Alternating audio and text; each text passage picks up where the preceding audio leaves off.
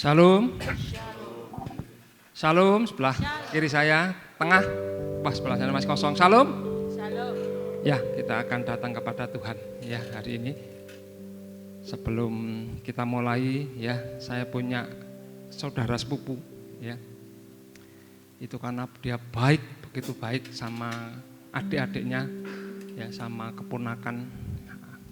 Diangkat semua ke Freeport karena pekerjaan di Freeport ya. Dan karena kebaikan itu adik, keponakan ya, semua itu hormat ya, semua respect ya, bahkan sangat mengasihi. Bahkan saat kalau dia pulang dari Papua ya, adik-adiknya, keponakannya itu memberi yang terbaik semua kepada kakak saudara saya ini ya. Saya percaya ya, Yesus lebih dari itu. Amin Bapak Ibu. Amen. Yang selayaknya kita juga menghormati ya, respect, mengasihi ya, dengan apa? Dengan ibadah yang benar. Amin Bapak Ibu. Wujud kita apa? Membalas cinta kasih Tuhan. Ya, harapan saya besar dan saya percaya saat kita bisa beribadah dengan benar ya, memberikan kasih kita yang terbaik bagi Tuhan, Dia juga akan memberikan yang terbaik dan lebih yang terbaik bagi kita. Amin Bapak Ibu. Yuk siapkan hati kita ya, karena Tuhan baik. Kita akan berdoa sebentar. Haleluya. Ini yang menjadi kerinduan kami. Kami mau membalas cinta Tuhan untuk kami beribadah dengan benar. Kami mau bawa hidup kami, pikiran kami, hati kami datang kepada Tuhan. Karena Engkau adalah Allah yang sudah memberikan kebaikan bagi kami. Jangan sampai hari ini kami bisa berdiri semuanya karena Tuhan. Untuk itu Bapa, perkenan kami semua hadir di tempat ini untuk beribadah. Kuduskan, sucikan dari pelanggaran dosa kami, biar kami berkenan di hadapan Tuhan. Dan kami minta Engkau hadir di tempat ini. Roh Kudus pimpin kami semuanya. Terima kasih. Kami mengucap syukur, kami siap beribadah kepada Tuhan di dalam nama Tuhan Yesus Kristus. Semua yang percaya katakan amin. Dia baik. Haleluya.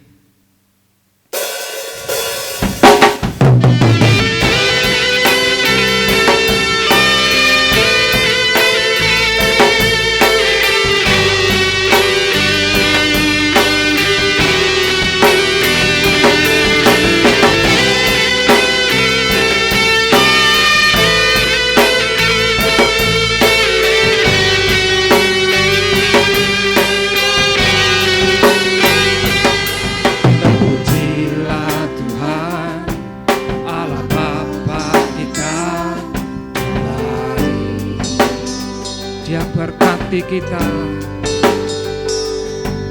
Dia berkati kita dengan limpahnya. Katakan Dia baik, Dia memilih kita, Dia memilih kita dalam Kristus Yesus.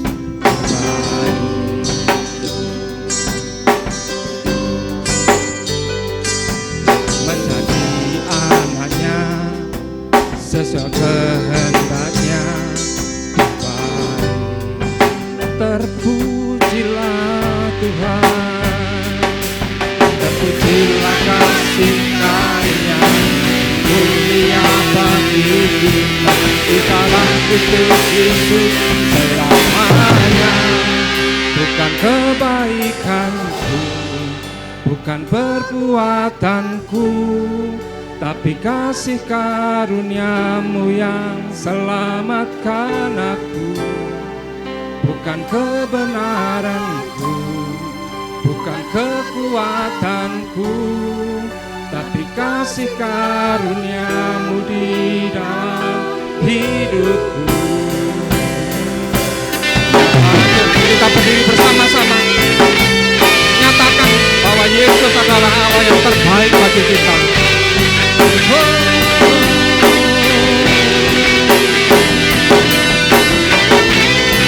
Jesus, Engkau yang terbaik.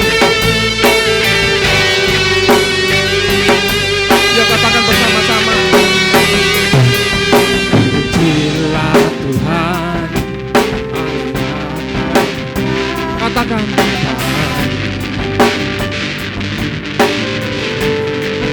Dia berkati kita dengan limpahnya. Dia memilih kita, Dia memilih kita. Katakan menjadi anaknya,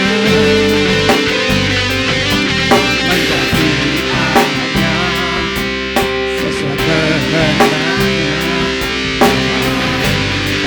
Terpujilah kasih karunia-Nya mulia bagi kita di dalam hidup Yesus. Katakan bukan kebaikan, bukan kekuatanku, kasih karunia selamat.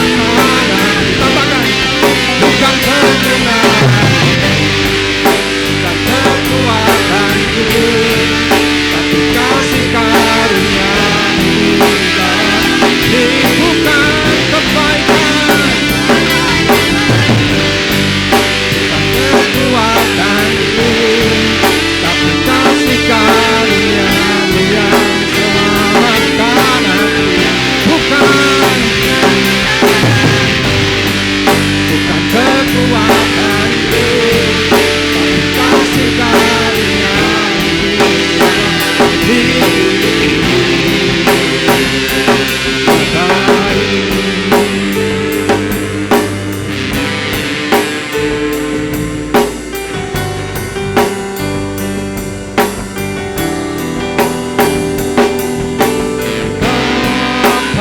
Kau sangat baik, Kau sangat baik.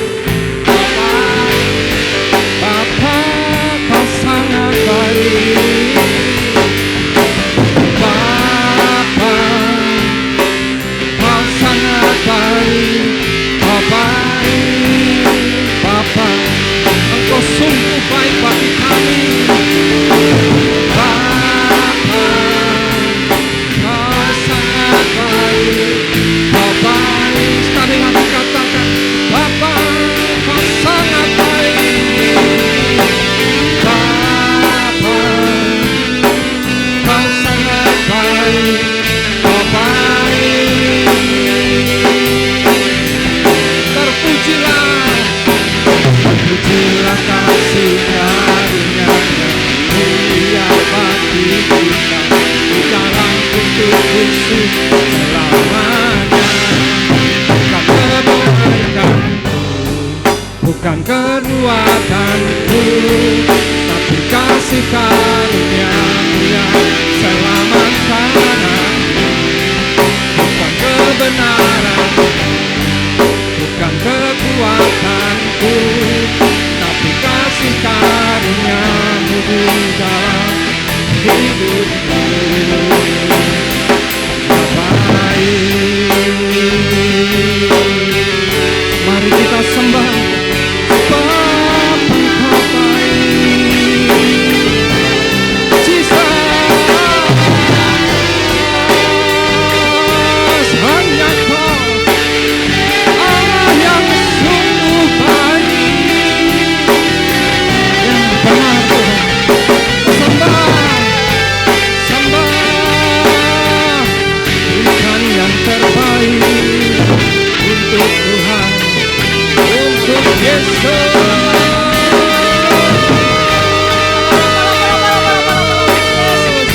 Biar sampai Engkau hadir Bapa di tempat ini, bertahta di atas penyembahan kami, dan Engkau memberkati kami.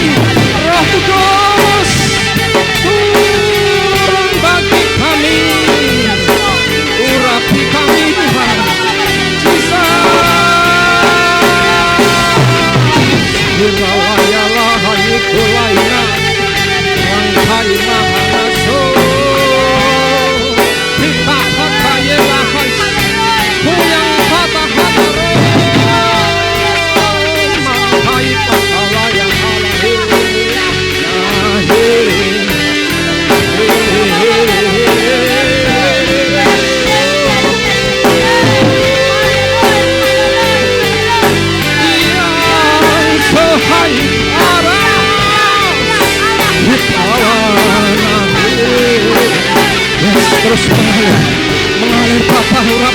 kami, biar roh kami bangkit, roh kami hidup. Terima kasih, terima kasih, terima kasih. Yuk katakan, Bapa, Kau sangat baik, Kau baik. Kita angkat tangan kita, nyatakan dalam hati kita, Bapa, Kau sangat baik, Kau baik. Sekali lagi katakan, Bapa, Kau sangat baik. Bapa, Kau sangat baik, Kau baik. Haleluya, haleluya. Coba toleh kanan kiri ya, ada wajah yang berseri sudah. Amin. Haleluya. Ya, bagi banyak orang ya berkata hari terbaik karena dapat komisi ya, dapat berkat. Tetapi saya katakan hari yang terbaik saat kita memuji Tuhan. Amin. Saat kita bisa bersyukur kepada Tuhan. Amin Bapak Ibu.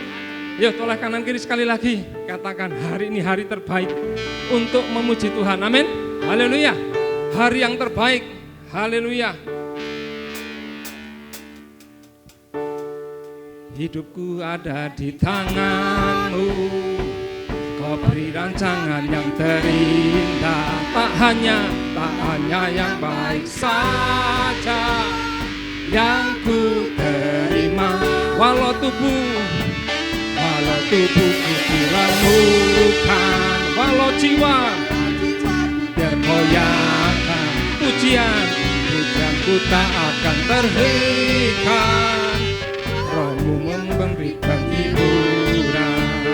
Katakan, akan ku salib dan kasih setiamu ku berkah.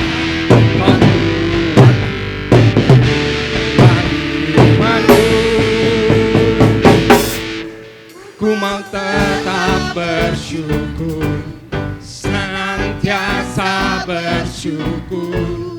Segala yang ku alami, biar kehendak-Mu terjadi. Ku mau tetap bersyukur, senantiasa bersyukur. Hatiku kan bersuka setiap hari. Apa? Hari yang terbaik. Alami hari yang terbaik bagi Tuhan. Hidupku ada di tangan-Mu. Kau beri rancangan terindah. Hanya yang baik saja yang ku terima. Walau tubuhku diramukan, walau jiwaku tergoyahkan, pujianku tak akan terhentikan. Kau yang memberi hiburan. Katakan, akan ku salib dan kasih setiamu ku berkah.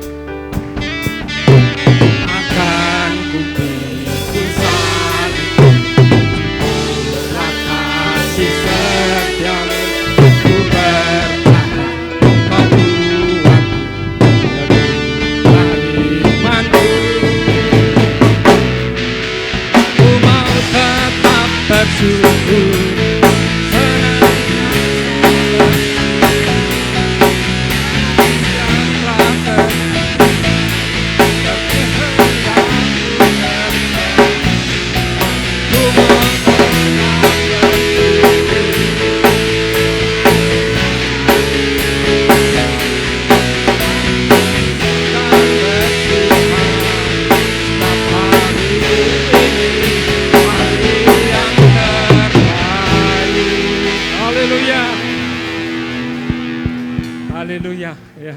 Percayai kalau hari ini kita sudah memuji menyembah ya, kita nanti akan diubah pulang dari tempat ini dengan sukacita yang berbeda. Amin. Haleluya. Nah, lagu yang ketiga ini berjudul ya, Dia Penebusku, lagu lama. Tetapi sebenarnya ini lagu profetik ya. Dikatakan ada ya, Dia angkat deritaku, sembuhkan ya. Mungkin Bapak Ibu ada di sini sakit ya, ada yang terbelenggu, ada punya persoalan, ya, coba taruh di pikiran kita, nyatakan, ya, karena Dia hidup, Dia menebus, Dia akan memulihkan, menyembuhkan kita. Apapun persoalan kita, apapun penyakit kita, baik mungkin pikiran, hati, ya, secara fisik, ya, sehingga kita pulang dari tempat ini akan mengalami yang namanya pemulihan kesembuhan. Amin. Dia penebusku, haleluya. Yuk kita tepuk tangan.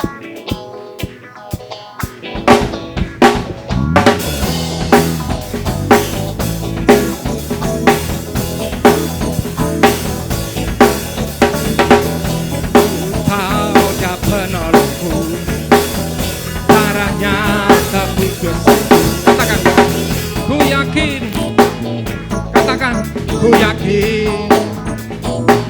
Dia angkat deritamu, Dia angkat deritaku, sembuhkan sakitku. Ku yakin, percaya ya. Ku yakin, ku angkat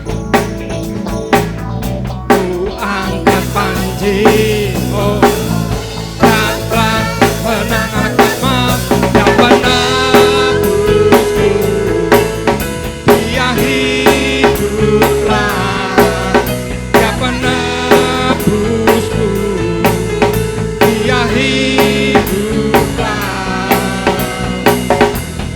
Bebaskanku, bukan bangkit, bukan menari menyambut kerajaanmu datang. Katakan, Dia penebusku, Dia hiduplah, Dia penebusku, Dia hiduplah.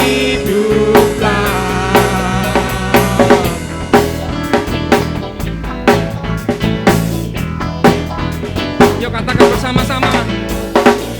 Ku tahu Dia penebusku, sembuhkan. Ku yakin, katakan ku yakin. Ku yakin Dia angkat deritaku, Dia angkat deritaku, sembuhkan sakitku. Ku yakin, ku yakin. Ku angkat panji, ku angkat panji. Oh, Dia telah menang atas maut, Dia penebusku, Dia hiduplah, Dia penebusku, Dia hiduplah.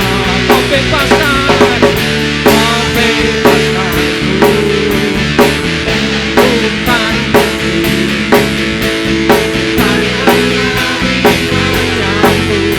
kerajaanmu datang.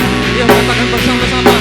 Dia penebus, Dia penebusku, Dia hiduplah, Dia penebusku, Dia hidup, Dia penebusku, Dia hiduplah, Dia penebusku, Dia hiduplah, Dia penebusku, Dia hidup. Yuk katakan, Dia penebusku, Dia hiduplah. Sekali lagi katakan, busku, Dia hiduplah.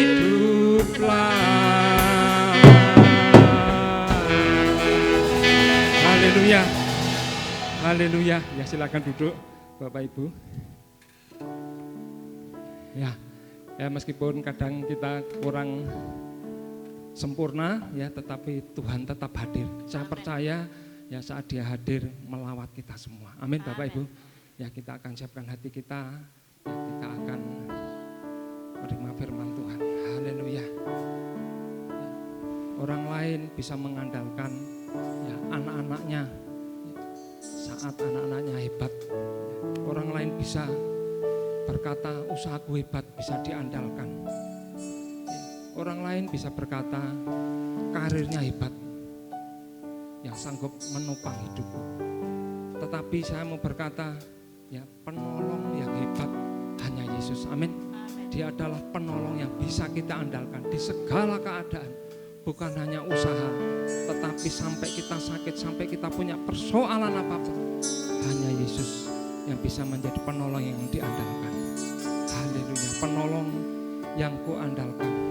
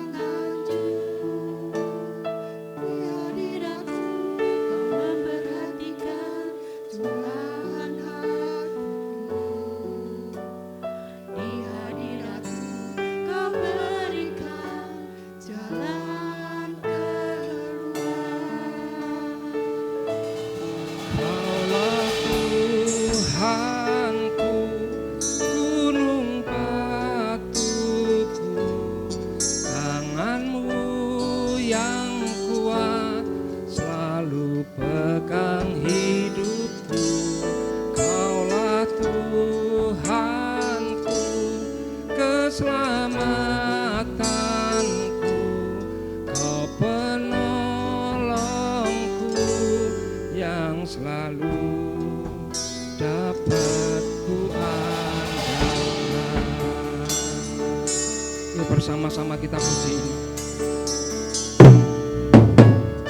Hadiratmu kau menerimaku apa adanya. Di hadiratmu tak kau tolak hati yang hancur. Di hadiratmu kau memperhatikan curahan hatiku. Kau berikan jalan keluar. Yuk kita bangkit berdiri katakan, Kaulah Tuhanku,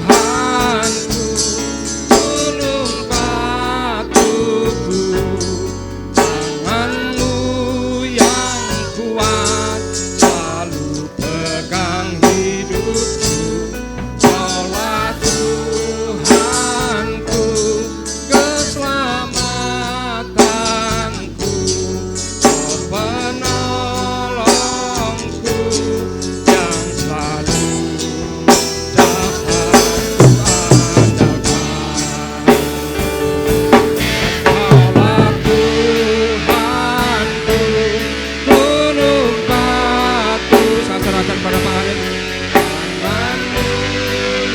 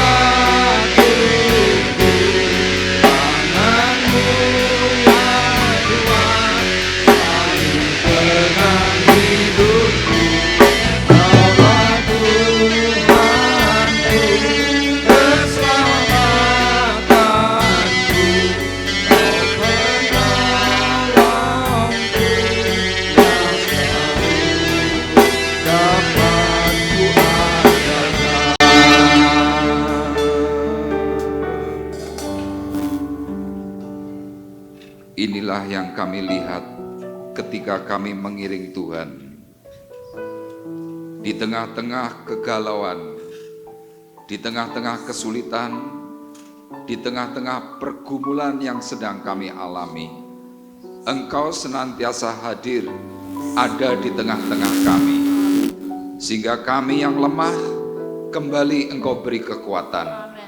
Kami yang mengalami kecemasan, Tuhan memberikan ketenangan serta penghiburan. Itulah sebabnya Tuhan, pagi hari ini kami datang untuk mendengar apa yang Tuhan mau sampaikan. Berbicaralah kepada kami secara khusus, sehingga ketika kami mendengar suara kebenaran perkataan firman-Mu, kembali kami dihiburkan dan kami kembali memiliki semangat yang baru untuk kami mempermuliakan nama Tuhan. Terima kasih Bapa di sorga, biarlah dengan melalui pertolongan Allah Roh Kudus yang memberikan hikmat pengertian, kami boleh mendengar, kami boleh mengerti apa yang Tuhan katakan melalui berita kebenaran firman yang akan kami terima. Terima kasih Bapa di sorga, di dalam nama Tuhan Yesus Kristus kami sudah berdoa dan mengucapkan syukur kami. Dan kita semua yang siap diberkati oleh Tuhan bersama-sama berkata amin. Puji Tuhan, dipersilahkan duduk. Shalom. Haleluya. Puji Tuhan, kita hari ini bisa kembali bersama-sama berkumpul ya sesudah menikmati liburan yang cukup panjang. Nah, Bapak Ibu, minggu yang lalu kita sudah bersama-sama belajar ya sesuai dengan suasana peringatan kebangkitan Tuhan dari kematian. Minggu yang lalu saya sudah sampaikan tentang memiliki hati yang bergelora. Ya, di situ diceritakan bahwa hati para murid yang saat itu tahu bahwa Yesus mati, mereka mempunyai sebuah perasaan frustasi. Mereka mengalami kecemasan, mereka mengalami kegalauan, tetapi terpujilah Tuhan, Tuhan bangkit, kemudian menemui kehidupan para murid. Dan waktu mereka berbincang-bincang, waktu mereka kembali ngobrol dengan Tuhan, hati mereka punya semangat yang baru. Nah, hari ini kita masih melanjutkan untuk tema kebangkitan kita untuk pagi hari ini.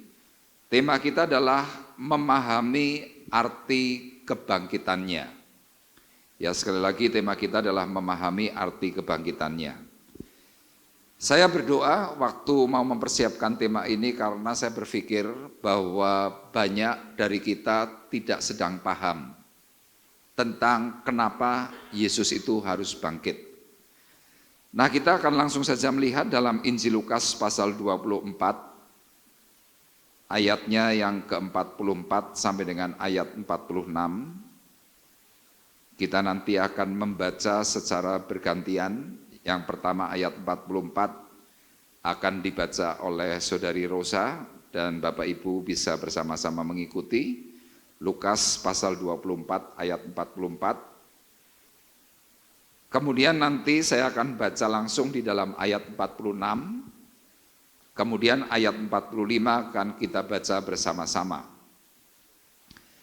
Lukas 24 ayat 44 akan dipandu oleh Saudari Rosa. Bapak Ibu dipersilahkan untuk membaca. 2, 3.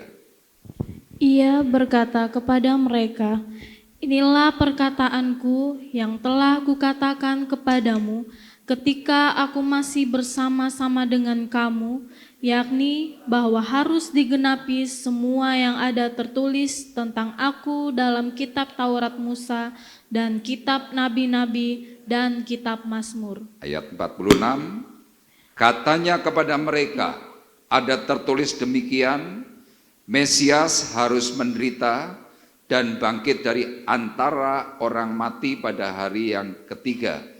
Ayat 45 kita baca bersama-sama, 2, 3. Lalu ia membuka pikiran mereka sehingga mereka mengerti kitab suci. Amin. Nah, Bapak Ibu perhatikan bahwa inilah tulisan yang ditulis oleh Dr. Lukas menceritakan tentang bagaimana Yesus bangkit dari antara orang mati. Ya, Lukas ini adalah seorang dokter sehingga setiap tulisan perkataannya itu detail. Kalau Bapak Ibu memperbandingkan antara Injil Matius, Markus, dan kemudian Yohanes. Yang paling mungkin sedikit tulisannya itu Markus. Kenapa demikian? Karena secara khusus seperti halnya Markus atau mungkin Yohanes, mereka bukan memiliki pendidikan khusus.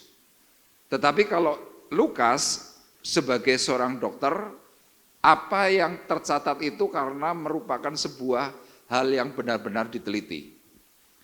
Sehingga ketika dia menuliskan apa yang dia lihat, kemudian di sini ia mengatakan yang terakhir tadi dalam ayat 45, lalu Yesus membuka pikiran mereka sehingga mereka mengerti kitab suci.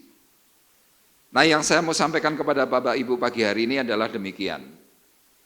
Orang yang waktu itu masih hidup dalam zaman Yesus, setiap hari kumpul dengan Tuhan kurang lebih selama 3 tahun, mendengar berita keajaiban Tuhan, bagaimana Yesus membuat mujizat, bagaimana Yesus memberikan pengajaran secara khusus kepada para murid dan juga ahli Taurat. Ternyata mereka semuanya belum paham dengan apa yang Yesus pernah katakan. Nah, Bapak Ibu bisa melihat bahwa ternyata orang-orang yang sedang tidak memiliki pemahaman yang baik, ya kalau di dalam bahasa asli kata pikiran itu memakai kata understanding. Nah, understanding itu ternyata mengacu kepada hal yang namanya intelektual. Nah, kita sebagai orang-orang di dalam Kristus secara rohani, ternyata pengetahuan atau intelektual kita kepada pengetahuan firman itu amat sangat perlu dipergunakan. Makanya kalau minggu yang lalu kenapa hal para murid bisa kembali mengalami yang namanya gairah, kembali memiliki yang namanya semangat. Karena apa? Tuhan kembali memberikan penjelasan itu secara detail. Nah, sewaktu sudah dijelaskan seperti itu, ternyata para murid ini belum terlalu paham. Sehingga di dalam ayat 45 ini kemudian Tuhan tuh memberikan sentuhan khusus. Ya mungkin kalau zaman seperti sekarang ini, Yesus itu tumpang tangan. Kira-kira itu seperti itu. Makanya di sini jelas ayatnya, lalu ia membuka pikiran mereka, membuka intelektual mereka sehingga mereka paham. Apa yang dipahami? Kitab suci. Nah, orang kalau sudah paham dengan perkataan firman, nanti kalau kita belajar di dalam perkataan-perkataan firman yang selanjutnya, para murid itu pada akhirnya bisa memiliki yang namanya kesetiaan. Para murid pada akhirnya ketika pikiran mereka sudah terbuka, hal tentang kesulitan-kesulitan hidup, mereka tetap kuat, tetap eksis. Makanya kita selama kurang lebih dari mulai berita tentang salib, kemudian Yesus bangkit dari antara orang mati, nanti di puncak tanggal 18 Mei, itu kita akan memperingati tentang kenaikan Isa Al-Masih atau kenaikan Tuhan. Nah, sesudah itu kita masuk dalam 10 hari Pekan Pentakosta. Nah, para murid sewaktu mereka mengalami kronologis waktu dari mulai Yesus disalib, sampai dengan kemudian Yesus naik ke surga, para murid itu mendapatkan sesuatu yang baru. Nah, salah satu yang baru adalah apa? Pikiran mereka terbuka. Nah, sewaktu pikiran seseorang itu mulai terbuka, akhirnya apa? Mereka bisa paham. Pemahamannya Bapak Ibu perhatikan dalam ayat 44. Inilah perkataanku yang telah kukatakan kepadamu ketika aku masih bersama-sama dengan kamu, yakni bahwa harus digenapi semua yang ada tertulis tentang aku dalam kitab Taurat Musa dan kitab Nabi-Nabi dan kitab Mazmur. Jadi yang di awal waktu pikiran mereka mulai terbuka, mereka mulai ngerti, oh di dalam kitab perjanjian lama, Yesus diceritakan A, B, C, D. Nah, salah satunya dalam kitab Nabi Yesaya, itu diceritakan tentang bagaimana tubuh Tuhan itu rusak. Kemudian diceritakan juga bagaimana Tuhan itu harus mengalami penderitaan. Mereka mulai nyerap, paham. Kemudian dalam ayat 46 dikatakan, katanya kepada mereka, ada tertulis Mesias harus menderita dan bangkit dari antara orang mati pada hari yang ketiga. Jadi waktu mereka ini sudah pikirannya mulai dibuka, mereka mulai ngerti, oh pantas sebelum Yesus mati di salib dia pernah ngomong ini, kira-kira seperti itu. Nah tapi mereka sempat tertegun, kok bisa? Makanya pagi hari ini kita mau bersama-sama belajar. Ya, apa yang perlu kita pelajari? Tujuan kita pagi hari ini adalah kembali memiliki keyakinan iman yang teguh sehingga kita tetap bisa setia. Ya, secara khusus untuk menanti kedatangan Tuhan yang kedua kali.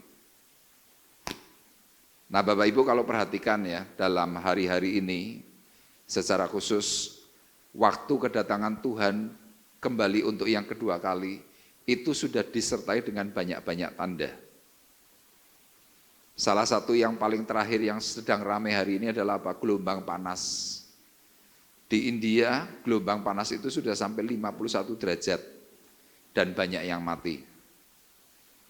Kemudian apalagi? Di Thailand gelombang panas itu 43 derajat. Kemarin pada waktu puncak gelombang panas di Semarang itu gelombang panasnya 41 derajat. Panasnya minta ampun. Itu salah satu tanda. Dan kalau di Greenland, ya di kutub, itu es mulai mencair. Dan yang paling mengagetkan, ya saya sebagai orang Cilacap, kurang lebih umur saya hampir 60 tahun. Cilacap seumur-umur itu tidak pernah banjir. Tidak pernah banjir. Tetapi kemarin kira-kira mungkin hari Selasa atau hari Rabu, Cilacap seluruhnya itu banjir. Waktu hujan itu cuma kira-kira mungkin 4 atau 5 jam. Semuanya meluap. Ya termasuk rumah mama saya itu kemasukan sampai kira-kira 40 cm. Dan seumur-umur tidak pernah begitu. Nah Bapak Ibu bisa bayangkan, kita yang hari ini hidup di akhir zaman, kerap kali kita mempunyai banyak persoalan, kita kerap kali banyak punya problem-problem yang di luar akal. Nah kalau kita sedang tidak memahami tentang kebenaran perkataan firman, banyak dari kita ini nggak kuat. Ya tema besok untuk bulan Mei di Semarang ini temanya cukup menakutkan. Kenapa? Karena bicara soal penghukuman. Itu ditulis dalam kitab Nabi Yehezkiel. Ya kemarin kita dimuridkan oleh Pak Bekti, diberitahu tentang waktu penghukuman yang akan datang itu seperti apa. Nah kalau firman yang hari ini kita pelajari bersama-sama, kita tidak serap, kita tidak mau apa artinya secara serius mendengar, ya saya sangat khawatir kita ini bisa digoncang. Kenapa saya katakan bisa digoncang? Iya, kemampuan batas kehidupan hati manusia itu ada takarannya.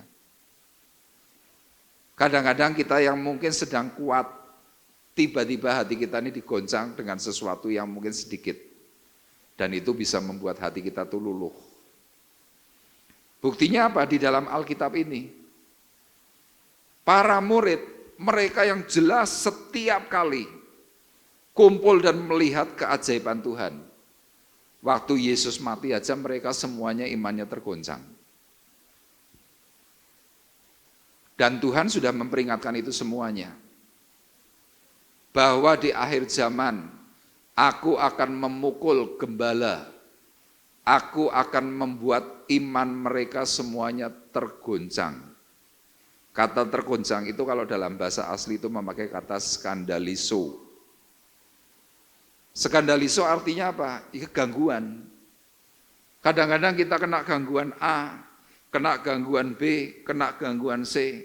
Kita mulai merasa takut, kita mulai merasa cemas dan berkatanya apa? Percuma ikut Tuhan. Makanya pagi hari ini kita mau eksposisi dalam Lukas 24 ayat 36 sampai dengan ayatnya yang ke-49. Ini berbicara tentang Yesus menampakkan diri kepada semua murid. Ya diawali dari penampakan kepada Maria Magdalena, kemudian penampakan kedua kepada Petrus, dan yang terakhir ini kepada semua murid. Nah, Alkitab tidak menceritakan tentang perincian hari. Tetapi kalau nanti Bapak Ibu membaca dalam Kisah Para Rasul pasal 1, penampakan Tuhan itu berulang kali selama 40 hari. Ya, jadi kalau di dalam secara tafsir dalam Lukas pasal 24 ini kira-kira penampakan hari ke-8 atau hari ke-10. Kira-kira seperti itu. Nah, mari kita perhatikan bersama-sama Injil Lukas 24 ayat 36 sampai 49. Bagaimana kita bisa tetap mempunyai keyakinan yang teguh? Yang pertama saudara lihat dalam ayat 36 sampai 38, nanti bisa dibacakan oleh Rosa. Ya, Lukas 24 ayat 36 sampai dengan 38. Poin yang pertama adalah waktu kita bisa melihat janji Tuhan itu tergenapi atas kita. Dipersilahkan.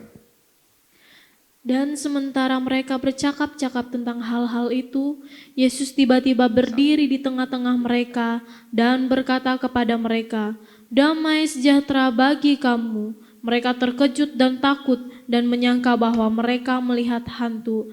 Akan tetapi ia berkata kepada mereka, "Mengapa kamu terkejut dan apa sebabnya timbul keraguan-raguan di dalam hatimu?" Iya. Bapak Ibu perhatikan kembali bagaimana pada akhirnya para murid itu bisa kembali memiliki sebuah keyakinan yang teguh. Yang pertama, sewaktu di mana para murid sedang berbincang-bincang, para murid ini sedang menceritakan sesuatu yang terjadi tentang kematian Tuhan. Ya, dalam ayat 36, sementara mereka bercakap-cakap tentang hal-hal itu, Yesus tiba-tiba berdiri di tengah-tengah mereka dan berkata kepada mereka, "Shalom." Kira-kira seperti itu. Nah, penampakan Tuhan itu bukan dengan ketuk pintu. Permisi, enggak. Penampakan Tuhan bukan secara pelan. Artinya seperti pada umumnya orang bertamu, tidak seperti itu. Tetapi secara tafsir dalam ayat 36, penampakan Tuhan itu dalam tanda kutip seperti hantu. Jadi ini ada pintu, tiba-tiba Yesus ini bisa tembus, selip, muncul. Para murid yang detik itu sedang melihat sebuah adegan yang spektakuler. Firman Tuhan memberikan catatan, mereka terkejut. Bukan hanya terkejut, dikatakan apa? Takut. Jadi kalau Bapak Ibu melihat sebuah peristiwa ini, kalau di adegan ini didramatisir kira-kira seperti apa? Waktu Yesus masuk dengan keajaiban, para murid pasti langsung teriak, "Wah!" Kira-kira mungkin seperti itu. Kaget. Dan waktu mereka kaget, mereka mulai takut. Kenapa? Mereka berpikir seperti yang dikatakan, mereka menyangka melihat hantu. Tapi kemudian Tuhan memberikan perkataan, "Mengapa kamu terkejut dan apa sebabnya timbul keraguan-raguan di dalam hatimu?" Kalau Bapak Ibu melihat dalam ayat 38, sebuah pertanyaan yang dilontarkan oleh Tuhan kepada umat. Kenapa hatimu seringkali kok bimbang? Kenapa hatimu kerap kali kok timbul keraguan ketika engkau mengikut Tuhan pada waktu engkau sedang mengalami permasalahan? Kita kan seringkali kaget begitu.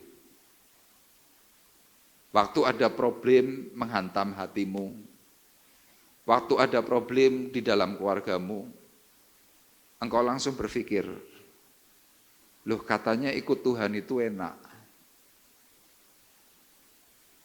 Loh katanya kalau ikut Tuhan semuanya itu aman. Nah, Tuhan mencoba memberikan pengertian kepada kita semuanya. Kalau engkau tidak memahami setiap detail perkataan ayat firman Tuhan, waktu ada masalah, hatimu pasti tergoncang. Kenapa? Kita lagi nggak mudeng kok. Makanya Paulus pernah berkata dalam Filipi 1 ayat 29, kepadamu bukan hanya dianugerahkan iman, tetapi juga penderitaan. Jadi Bapak Ibu perlu ketahui, kita sebagai orang Kristen, orang percaya, siapapun kita, waktu engkau percaya kepada Tuhan, itu iman adalah anugerah. Tapi selain iman, Tuhan tambahkan yang namanya penderitaan. Itu yang namanya iman plus. Makanya kalau Bapak Ibu sebagai orang Kristen belum menderita, saya berkata saudara belum komplit. Mungkin saudara waktu dengar berita ini berkata, wah berarti jadi orang Kristen gak enak. Saya berkata, jadi orang Kristen tetap enak. Kenapa? Engkau akan mendapatkan janji keselamatan yang kekal. Tapi semuanya harus dilalui dengan yang namanya proses. Itu yang kerap kali dikatakan no pain, no gain. Kalau tidak sakit, tidak ada hasil. Sama saudara yang nggak mau sekolah. Disekolahkan ngeyel nggak mau. Saudara nggak bisa punya gelar. Hidupmu mungkin lebih sorot daripada yang punya titel, mungkin seperti itu.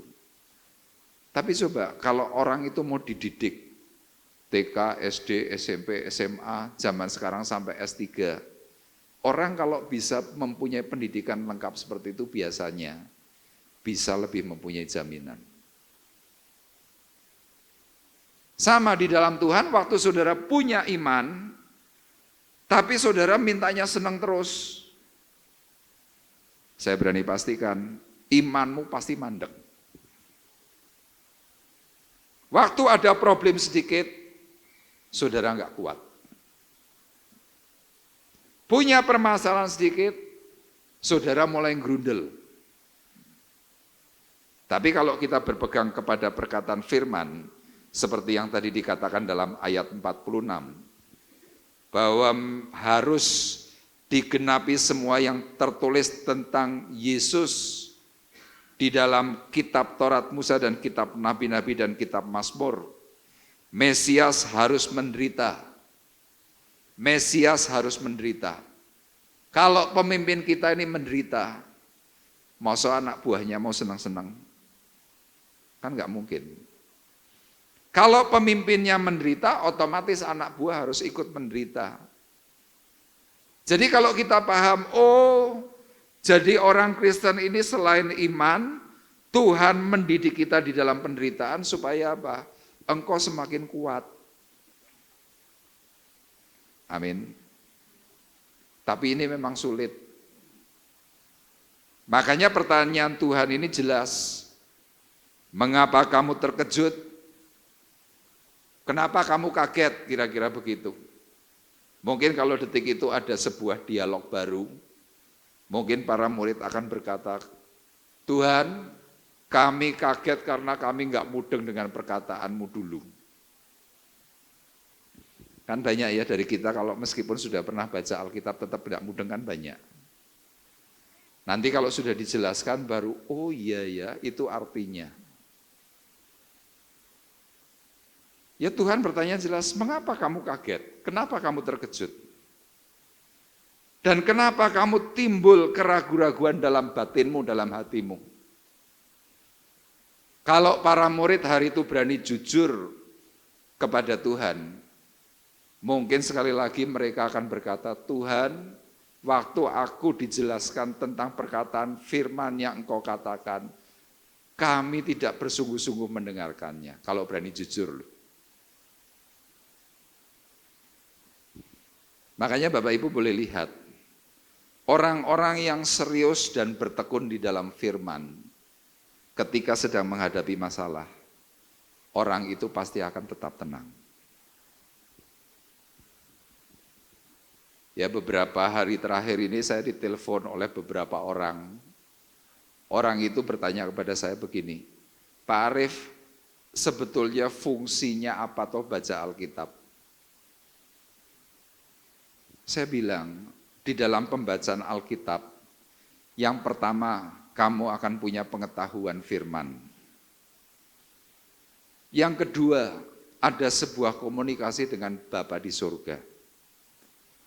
Dan yang ketiga, firman Tuhan akan memberikan penghiburan khusus kepada dirimu. Orang ini menjawab, "Lah buktinya, aku baca ya tetap baik." Saya bilang, kalau kamu memang sudah baca dan tetap baca firman Tuhan, detik ini kamu pasti nggak ngomel. Loh kok tahu kalau saya nggak baca? Ya ini buktinya dari omelanmu kan jelas. Jadi kalau orang sudah mulai mempertanyakan banyak hal tentang kerohanian, bisa disimpulkan, orang itu memiliki kekosongan hati.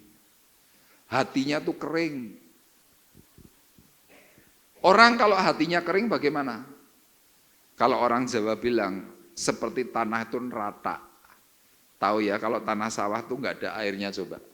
Kan di mana-mana kan pecah. Tanah kalau pecah terus gimana? Keras. Gampang rumpil. Digarap bisa enggak? Enggak bisa. Tapi coba kalau tanah itu gembur, tanah itu dipenuhi dengan air, pasti yang muncul itu kelembutan. Dibentuk dalam model apapun pasti jadi.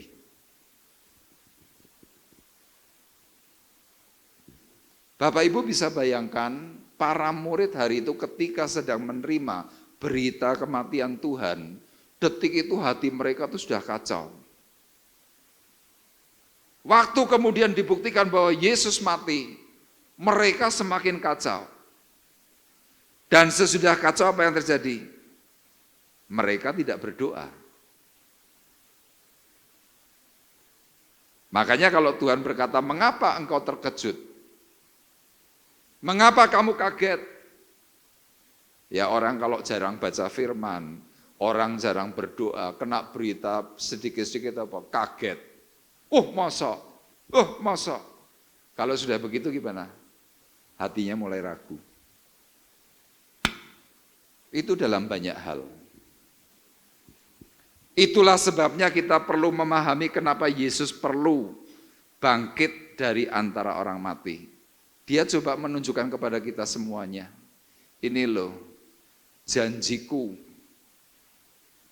yang pernah aku sampaikan, sekarang aku menunjukkan bahwa janjiku itu tergenapi.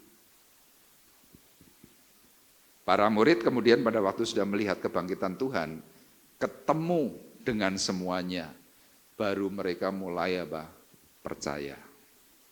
Itu yang pertama. Kemudian hal yang kedua,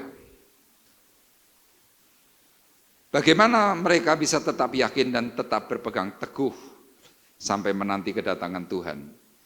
Yang kedua, karena Tuhan menyatakan dengan tubuh kemuliaan.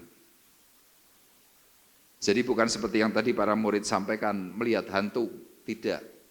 Tetapi Tuhan memberikan kepastian. Sekarang kita lihat dalam ayat 39 sampai dengan ayatnya ke-41 terlebih dahulu, tolong dibacakan. Lukas 39 ayat 39 sampai 41. Lihatlah tanganku dan kakiku, aku sendirilah ini. Rabalah aku dan lihatlah, karena hantu tidak ada daging dan tulangnya, seperti yang kamu lihat ada padaku. Sambil berkata demikian, ia memperlihatkan tangan dan kakinya kepada mereka. Dan ketika mereka belum percaya dengan girangnya dan masih heran, mereka berkatalah ia kepada mereka, "Adakah padamu makanan di sini?" Iya. Jadi sewaktu para murid ini melihat Tuhan yang dikira hantu, Tuhan kemudian memberikan sebuah reaksi. Kira-kira dia akan berkata begini loh, kalau benar aku hantu, aku tidak berwujud, kira-kira begitu. Makanya dalam ayat 39 kemudian Tuhan berkata, lihatlah tanganku dan lihatlah kakiku, Aku sendirilah ini. Jadi Tuhan waktu ketemu dengan para murid, kira-kira ada 12 orang, kemudian ada wanita-wanita yang lain, kemudian Tuhan ngomong, lihat loh tanganku, lihat loh kakiku, bekas paku. Aku ini loh sendiri, kira-kira begitu. Tapi para murid kan hari itu tertegun. Kemudian Tuhan berkata, "Rabalah aku dan lihatlah, karena kalau hantu tidak ada daging dan tulangnya, seperti yang kamu lihat ada padaku." Jadi kalau Bapak Ibu perhatikan dalam ayat 39 sampai dengan ayat 41 ini, Tuhan mencoba kembali meyakinkan, ini loh, tubuhku adalah tubuh kemuliaan, kira-kira begitu. Sama suatu hari nanti kalau Bapak Ibu sudah dipanggil pulang oleh Tuhan, kemudian kita masuk dalam pemerintahan kekal, tubuh saudara dan tubuh saya yang sungguh-sungguh di hadapan Tuhan, itu akan masuk di dalam tubuh kemuliaan. Jadi kalau kita berbicara ayat 39 sampai dengan ayat 44, perkataan firman ini mau berbicara tentang ini loh, Yesus itu prototipe yang pada suatu hari kelak bagi semua orang percaya, kalau sungguh-sungguh di hadapan Tuhan, tubuhmu pun akan mengalami kemuliaan. Ini loh janjinya. Nah detik itu kemudian dari apa yang Tuhan sampaikan, aku sendirilah ini, kemudian dalam ayat 40 berkata, sambil berkata demikian, ia memperlihatkan tangan dan kakinya kepada mereka, artinya apa? Didekatkan. Para murid kan melihatnya agak jauh. Kemudian Tuhan mendekat. Ini loh, perhatikan. Kira-kira seperti itu. Tapi rupanya para murid ini masih belum yakin. Kemudian dalam ayatnya yang ke-40 berkata, adakah padamu makanan di sini? Ya kalau Bapak Ibu melihat dalam ayat ini kita harusnya tanya, kenapa ya dalam sebuah pertemuan yang spektakuler, supranatural begitu, Tuhan kok tanya, ada enggak makanan di sini? Di sini Tuhan coba menegaskan kepada para murid, kalau aku hantu, makanan yang bersifat makanan jasmani itu tidak bisa ditelan, tidak bisa dimakan. Makanya apa? Tuhan menyatakan, pertanyaan itu tadi, adakah padamu makanan di sini? Coba ayat 42 tolong ditampilkan ayatnya. Lalu mereka memberikan kepadanya sepotong ikan goreng. Kalau dalam bahasa Indonesia cuma ikan goreng. Tapi kalau dalam bahasa Inggris King James Version, ditulisnya bukan hanya ikan goreng, tetapi dikatakan bahwa dan juga sarang madu. Jadi detik itu Tuhan itu waktu tanya, adakah padamu makanan di sini? Para murid menyodorkan ikan goreng plus sarang madu. Kalau mungkin di Temanggung ini botok tawon, kira-kira begitu. Saudara tahu ya botok tawon ya? Sarangnya tawon itu dibikin botok. Ternyata Tuhan makanannya juga botok tawon.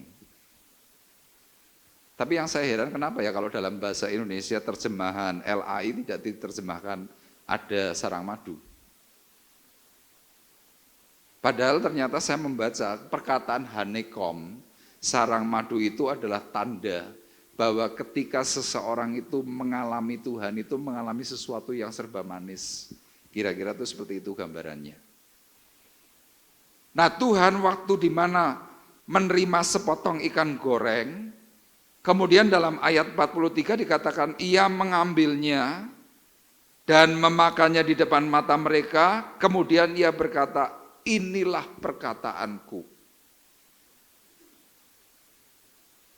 Jadi kadang-kadang kalau Bapak Ibu berfellowship, ya seperti sebentar nanti kita akan fellowship karena ini minggu kelima, di dalam fellowship itu ada makanan. Kadang-kadang melalui makan, ingatan kita ini bisa kembali refresh. Sama hari itu para murid refresh. Kenapa? Sebelum Yesus mati pun, Yesus kerap kali makan bersama dengan para murid. Makanya kalau dalam adegan-adegan ini, kalau Bapak Ibu mau coba flashback, kenapa agama-agama lain di luar kekristenan, ini maaf ya, contoh kalau orang lagi pergi ke kubur, kenapa sih mereka juga menyajikan makanan? Kadang mungkin satu meja panjang. Kenapa dalam peringatan-peringatan hal kematian dari agama-agama lain, itu ada hari ketiga, ada hari ketujuh, ada 40 hari, ada 1000 dino, nyewu. Kenapa? Ini loh mengacunya di dalam kematian Tuhan. Makanya tradisi itu sampai sekarang, di luar kekristenan, itu selalu saja. Kalau ada yang mati besok ya 3 hari kita bikin doa, 7 hari ya bikin doa. Bahkan maaf orang Tionghoa itu sampai 40 hari rumahnya dikasih kapur. Kenapa? Mereka berpikir, oh yang ini rohnya belum pergi. Kalau nanti dikasih kapur tapak kakinya kelihatan, kira-kira seperti itu. Ini mengacunya kepada cerita-cerita ini. Tetapi kalau kita bersama-sama belajar tentang perkataan firman, Tuhan tidak bicara soal ritual. Tetapi yang Tuhan mau sampaikan adalah apa? Di dalam Kristus ketika dia bangkit dari antara orang mati, dia mau mengingatkan kepada kita semuanya. Suatu hari kelak, hidup orang benar itu akan masuk di dalam tubuh kemuliaan kekal. Itu intinya. Makanya bagi kita semuanya yang kadang-kadang masih percaya dengan ritual-ritual itu, ya itu hanya sebagai ingat-ingatan itu enggak apa-apa. Tetapi kalau menjadi sebuah budaya baru, apalagi kita sebagai orang Kristen, kadang-kadang yang muncul itu bukan Tuhan. Bisa roh-roh yang lain. Makanya kadang-kadang saya berkata kepada Bapak Ibu dan orang-orang yang saya layani, ada orang-orang tertentu yang masih sering pergi ke kubur. Di kuburan itu doa biasanya diimpeni sama yang mati. Kenapa kok diimpeni sama yang mati? Iya. Iblis menyaru orang-orang yang pernah kau cintai. Mungkin itu ayahmu, itu mungkin ibumu, itu saudaramu, itu engkongmu, siapapun. Kenapa bisa demikian? Ya mereka mencoba mengganggu imanmu. Makanya sekali lagi dalam pengertian poin yang kedua, kita perlu memiliki sebuah keyakinan iman yang teguh dengan kebangkitan Tuhan dari antara orang mati. Tujuannya adalah mengingatkan bahwa nanti akan ada yang namanya tubuh kemuliaan. Dan Tuhan hari itu membuktikannya. Itu yang kedua. Dan kemudian yang ketiga, bagaimana kita bisa tetap yakin dan memiliki keyakinan teguh. Yang ketiga, ketika kita bisa memiliki visi surgawi. Ya di dalam ayat 45 sampai dengan ayat 49, Bapak Ibu perhatikan. Lukas pasal 24 ayat 45 sampai dengan ayat 49, tolong dibacakan. Beginilah firman Tuhan. Lalu ia membuka pikiran mereka sehingga mereka mengerti kitab suci. Katanya kepada mereka, ada tertulis demikian, Mesias harus menderita dan bangkit dari antara orang mati pada hari yang ketiga. Dan lagi dalam namanya berita tentang pertobatan dan pengampunan dosa harus disampaikan kepada segala bangsa mulai dari Yerusalem. Kamu adalah saksi dari semuanya ini, dan aku akan mengirim kepadamu apa yang dijanjikan Bapakku, tetapi kamu harus tinggal di dalam kota ini sampai kamu diperlengkapi dengan kekuasaan dari tempat tinggi. Iya. Bapak Ibu perhatikan yang terakhir ini, kenapa kita perlu memahami Yesus bangkit dari antara orang mati? Karena Tuhan mau berbicara tentang yang namanya visi surgawi. Ya ayatnya saya ulang. Lalu Yesus membuka pikiran mereka sehingga mereka mengerti kitab suci. Tadi saya katakan bahwa kata pikiran itu adalah understanding. Understanding itu mengacu kepada kata intelektual. Kata intelektual kalau dalam bahasa asli itu memakai kata nous dan merujuk kata ginosko.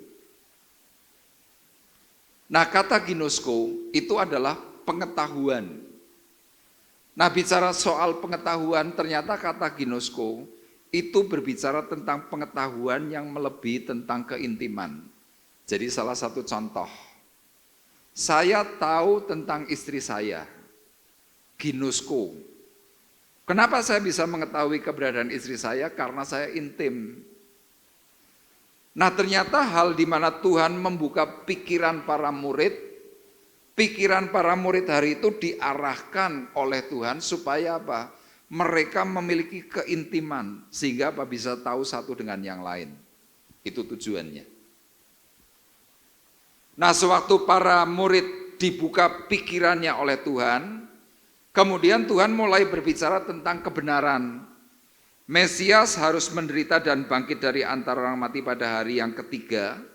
Dan lagi, ya jadi juga bukan hanya cuma bangkit, tetapi ada sebuah penekanan dalam ayat 47. Dan lagi, dalam namanya berita tentang pertobatan dan pengampunan dosa harus disampaikan kepada segala bangsa. Ini yang tadi saya sebutkan, ini adalah visi surga. Jadi kalau Tuhan itu hanya bangkit, hanya menunjukkan demonstrasinya, ini loh aku hebat, ini loh aku bisa buktikan. Kalau cuma berhenti sampai di situ itu nggak komplit. Makanya dalam surat Korintus dalam pasalnya yang ke-14 itu dijelaskan tentang nilai arti kata Injil. Injil itu berbicara tentang apa? Yesus datang ke dunia, mati di atas kayu salib, bangkit dari antara orang mati, dan akan datang kembali. Itu Injil. Nah, Tuhan mengatakan tentang hal bangkit dari antara orang mati pada hari yang ketiga. Dia kemudian mulai memberikan visi kepada para murid bahwa di dalam namanya berita tentang pertobatan dan pengampunan dosa harus disampaikan kepada segala bangsa. Nah, yang saya mau sampaikan begini Bapak Ibu. Kalau Bapak Ibu mengetahui tentang pikiran Tuhan, ya karena firman ini berkata membuka pikiran mereka. Kalau kita semua tahu tentang pikiran Tuhan, saudara tiba-tiba kena goncangan, kena problem berat, apapun problemnya, hati saudara akan tetap terpaut kepada Tuhan. Itu intinya. Makanya kalau kita belajar nanti di dalam Kisah Para Rasul, kenapa para murid itu sedemikian kuat? Mereka kenapa eksis dalam memberikan pemberitaan kepada bangsa-bangsa lain? Karena mereka melihat contoh teladan dari yang Yesus sudah lakukan. Yesus dari surga turun ke dunia, mati di atas kayu salib, bangkit dari antara orang mati, kemudian di dalam kebangkitannya yang kurang lebih selama 40 hari, dalam Injil Kisah Para Rasul, dalam kitab Kisah Para Rasul pasal 1, dijelaskan berulang-ulang, Yesus menampakkan diri selama 40 hari, memberitakan kerajaan surga. Makanya dalam ayat 48 ini kemudian dikatakan, Tuhan berkata, kamu adalah saksi dari semuanya ini. Ya saya mau sampaikan bahwa begini, kalau Bapak Ibu hari ini mungkin secara iman mulai kendor, ya karena banyaknya persoalan, banyaknya problem di dalam gereja, banyaknya problem di dalam rumah tangga, imanmu ini mulai kembang kempis. Tuhan mau ingatkan, kamu punya enggak visi surgawi?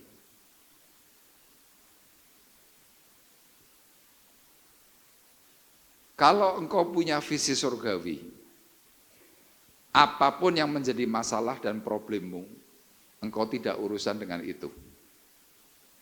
Kenapa? Lo visimu jelas kok. Pandanganmu itu surga.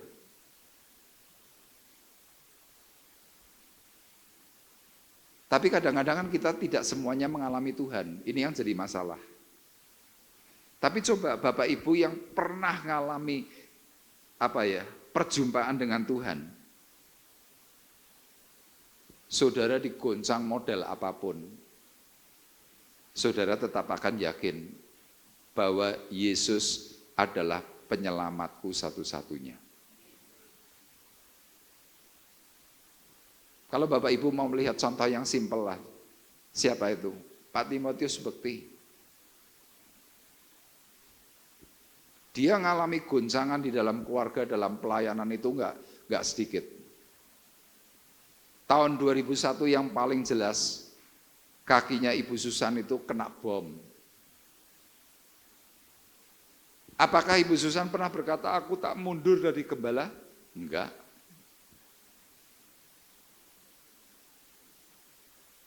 Gotri yang bersarang di dalam tubuhnya Ibu Susan itu ngeri. Nanti Bapak Ibu bisa tanya kepada Cik Wen tuh sebagai adiknya. Kenapa dia tetap eksis? Habis kena bom, nggak sampai 1 tahun rumahnya terbakar, keponakannya mati. Waktu itu masih di daerah Brotojoyo, di Indraprasta. Berapa kali Pak Bekti harus mau mengalami mati karena jantung. Terakhir kemarin, anaknya yang pertama meninggal. Coba kalau orang tidak pernah mengalami perjumpaan dengan Tuhan, apa yang akan dilakukan? Saya berani pastikan, pasti langsung ngomong, aku nggak kuat, aku tak mundur. Ternyata ikut Tuhan podo wae. Tapi beliau sampai hari ini tetap tekun ya di usia 82 tahun. Semangatnya tidak kalah dengan orang-orang usia 50 tahun. Kalau sedang memberitakan pemberitaan firman, ora ono keseli. Kenapa? Karena dia pernah melihat visi surgawi itu seperti apa.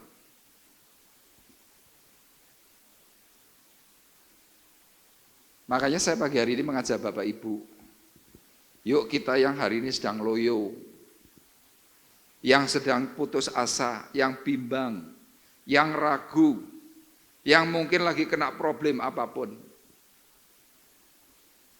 Ini loh firman Tuhan mengatakan, dalam namanya berita tentang pertobatan dan pengampunan dosa harus disampaikan kepada segala bangsa mulai dari Yerusalem. Dan ayat 48 berkata, kamu adalah saksi dari semuanya ini. Mungkin kita hari ini akan berkata, Pak, saya lagi enggak kuat. Apa yang mau saya saksikan, saya lagi punya problem. Tapi jangan lupa ayat terakhir, ayat 49, Bapak Ibu perhatikan. Yuk kita baca bersama-sama satu ayat ini dengan keras, ayat 49, 2, 3. Dan aku akan mengirim kepadamu apa yang dijanjikan Bapakku, tetapi kamu harus tinggal di dalam kota ini, sampai kamu diperlengkapi dengan kekuasaan dari tempat tinggi. Amin. Kuncinya kita mau menunggu pertolongan dari Allah Roh Kudus.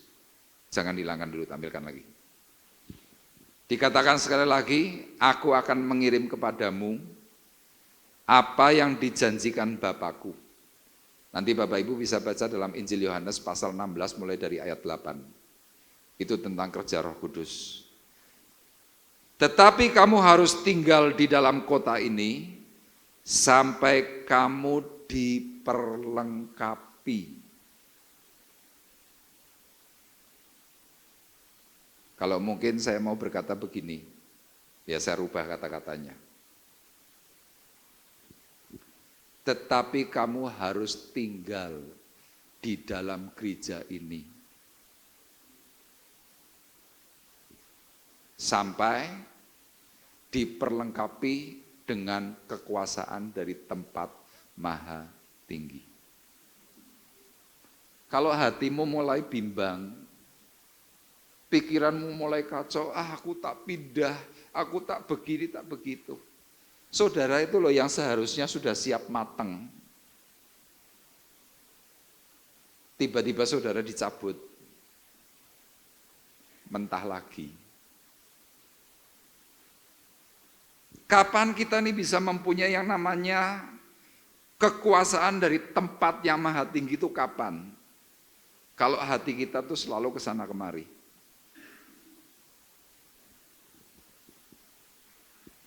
Kenapa pada akhirnya kita tuh harus gugur dalam iman? Kita nggak siap untuk menantikan yang namanya janji Tuhan, tidak siap. Padahal kalau kita berbicara secara usia, harusnya kita sudah berbuah. Harusnya kita ini bisa jadi saksinya Tuhan. Tapi lihat, ketika Tuhan bekerja, iblis pun tidak pernah tinggal diam. Dia akan terus menggoncang, dia akan terus mengganggu hidupmu.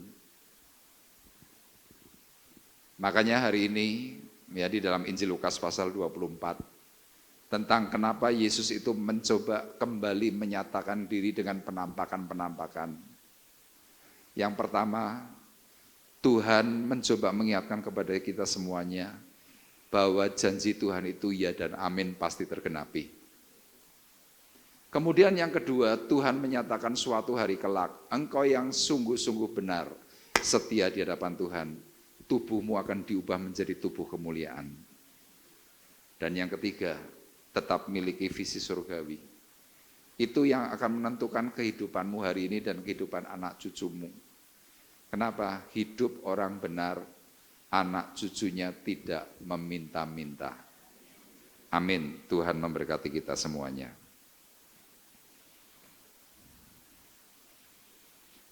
Haleluya.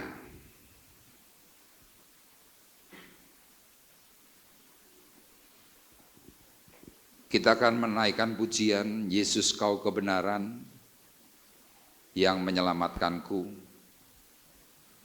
yang memberikan hidup serta pengharapan.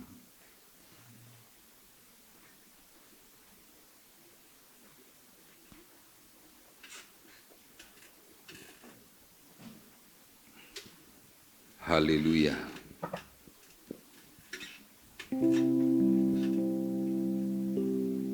Yesus kau kebenaran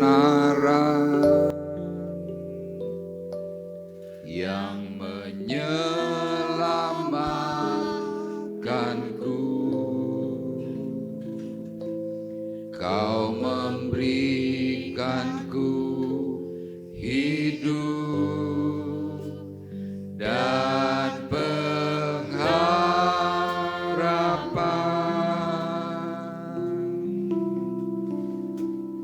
Ku ikut kehendak-Mu,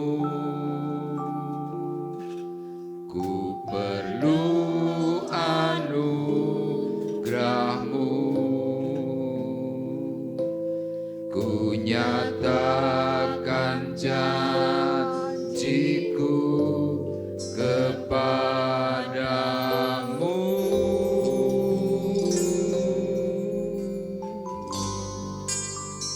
Kalau ku hidup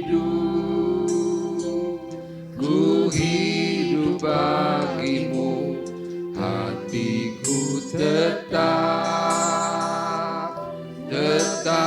menyembah-Mu. Dunia tak bisa menjauhkanku dari kasih-Mu.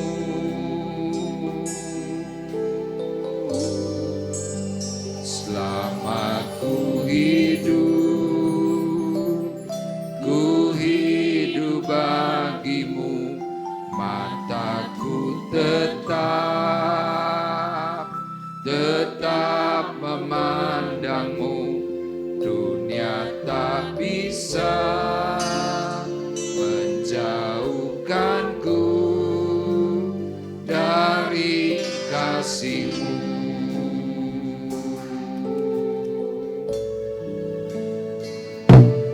Yesus, Kau kebenaran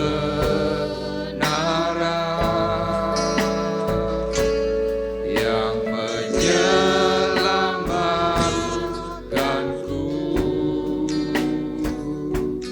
Kau memberikanku hidup dan pengharapan. Ku ikut kehendak-Mu, ku ikut kehendak-Mu. Ku perlu anugerah-Mu. Ku nyatakan janjiku kepadamu. Katakan kepada Tuhan, kalau ku hidup, kalau ku hidup bagimu, hatiku tetap menyembahmu. Dunia tak bisa menjauhkanku dari kasih-Mu. Selama ku hidup, ku hidup bagimu, mataku tetap memandangmu. Dunia tak bisa menjauhkanku dari kasih-Mu. Kalau ku hidup,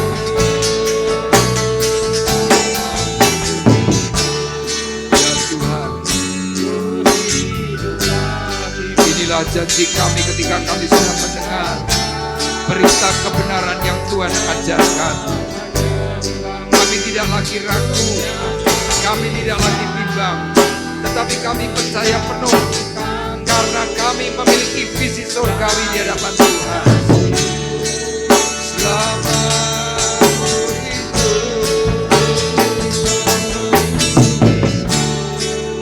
ku hidup bagimu, mataku tetap memandangmu. Dunia tak bisa menjauhkanmu dari kasih-Mu. Kalau ku hidup,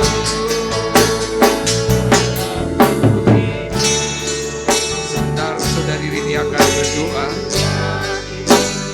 Hatiku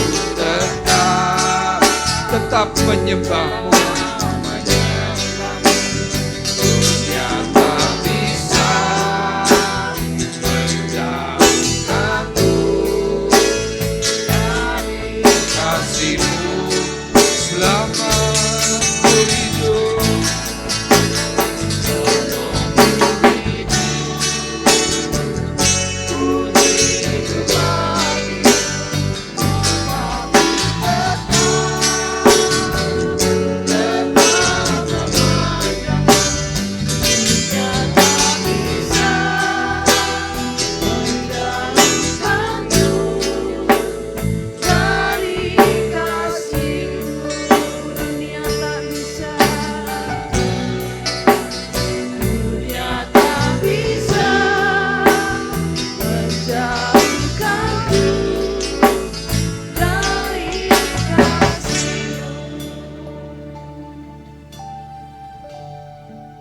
kasih Tuhan.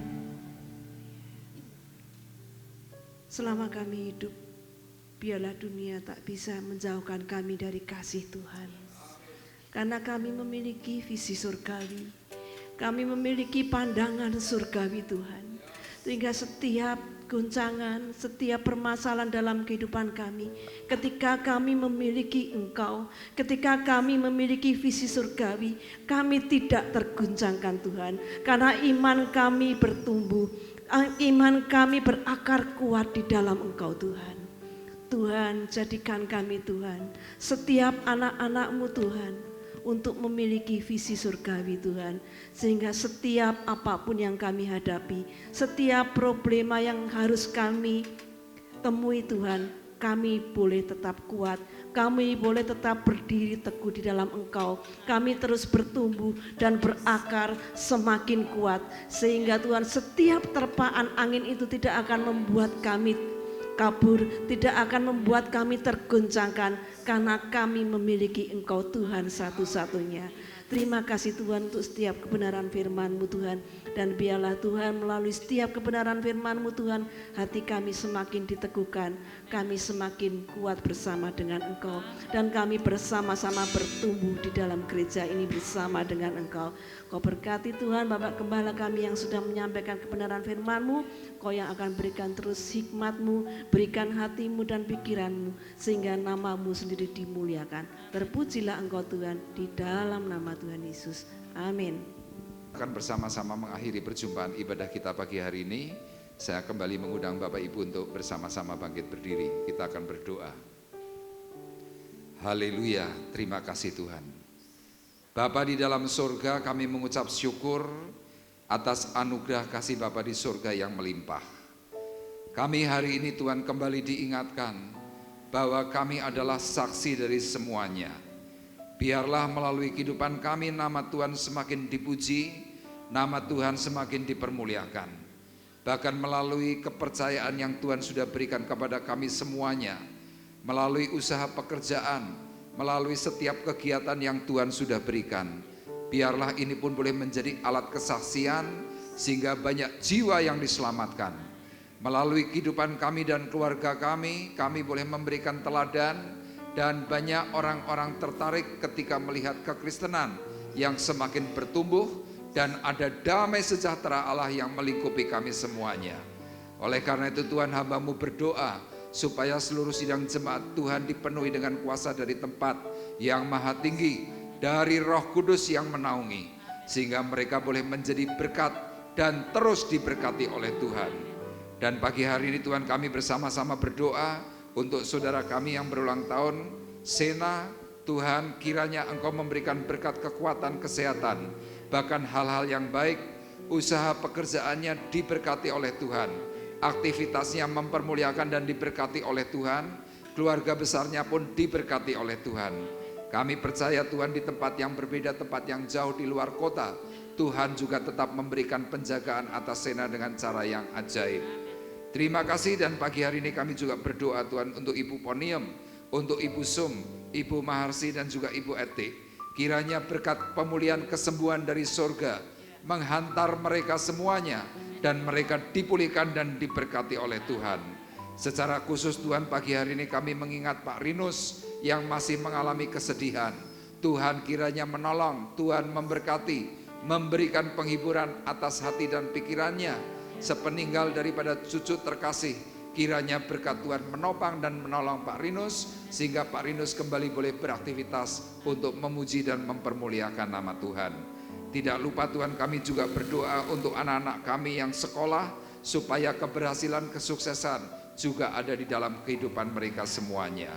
Terima kasih Bapa di surga. Sebelum kami berpisah, hamba-Mu juga berdoa untuk berkat makanan minuman yang sudah disediakan. Engkau kuduskan, sucikan menjadi kekuatan dan kesehatan atas kami, dan biarlah Tuhan tangan-tangan yang sudah memberkati, Engkau kembalikan berkali lipat dari apa yang sudah ditaburkan.